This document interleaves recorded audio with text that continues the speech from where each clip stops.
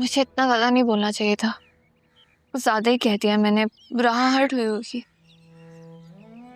बस दुआ करो उसे ये सब महसूस हो जाए और वो रुक जाए। पता है, सरियन का दुख एक तरफ, लेकिन जो कुछ भी मामा ने किया है ना, मुझे यकीन नहीं आ रहा। उस दुख ने मुझे तोड़ कर रख दिया है। मुझे समझ में नहीं आता कि मैं उनका सामना कैसे करूं। उन्हें देखती हूँ ना तो मुझसे बर्दाश्त नहीं होता, कंट्रोल नहीं होता, समझ में नहीं आता कि मैं क्या करूं। पता है सब में तुम्हारा क्या कसूर है बतू?